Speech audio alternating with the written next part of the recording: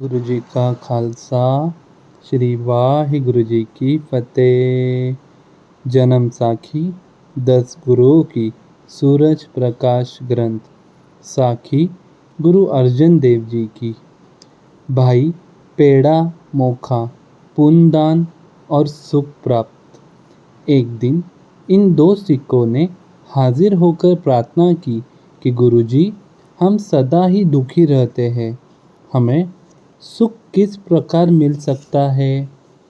गुरुजी बोले, भाई आरोग्य शरीर, सुशील स्त्री, आज्ञाकारी पुत्र और धन धान्य के सुख पिछले जन्म में एक दान पुण्य के फलस्वरूप ही मिलते हैं।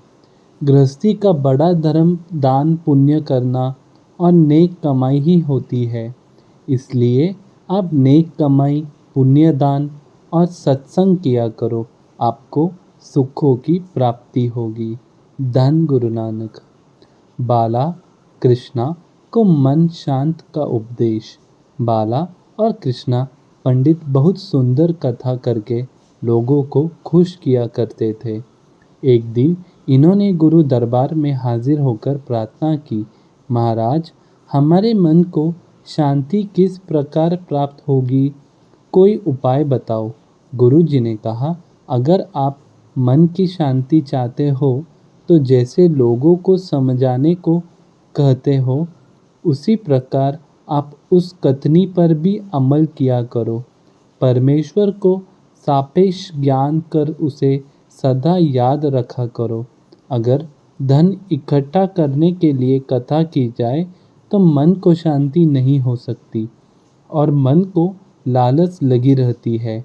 इसलिए निष्काम होकर कथा किया करो, आपके मन को शांति मिल जाएगी। धन गुरु नानक।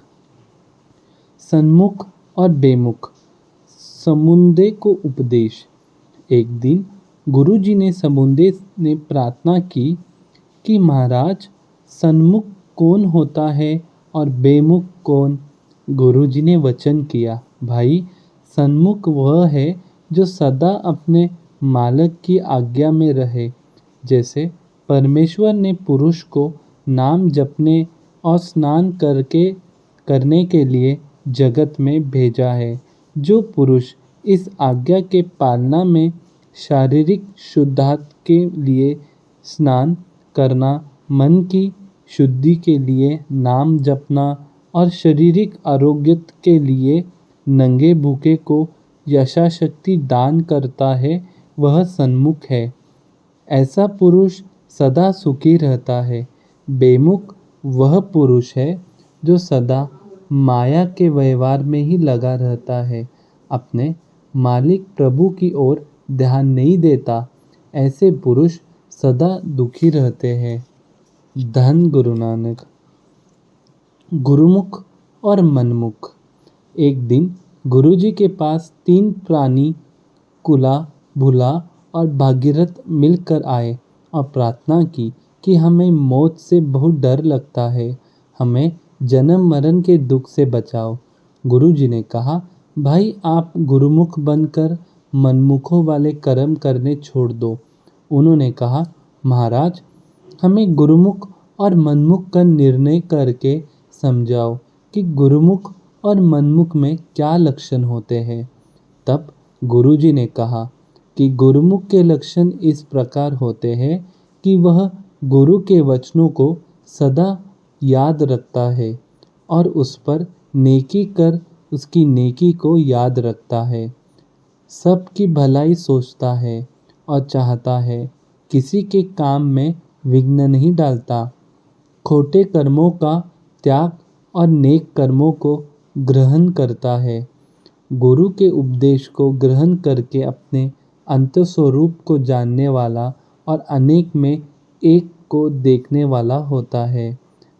मनमुख के लक्षण इस प्रकार होते हैं, जो नेकी करे उसकी बुराई करनी, कभी किसी का भला न सोचना, अपनी इच्छा से काम करने, किसी का भला होता देखकर दुखी होना, सबसे ईर्ष्या करनी, सबके बुरे में अपना भला समझना, कथा कीर्तन में ध्यान न देना, गुरु उपदेश ध्यान से न सुनना, पुण्य और स्नान से परहेज करना, उपजीविका के लिए झूठ बोलना।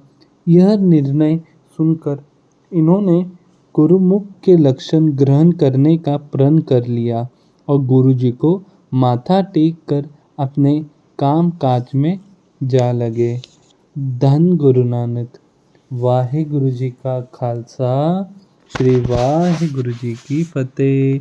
धन गुरु नानक, धन गुरु नानक।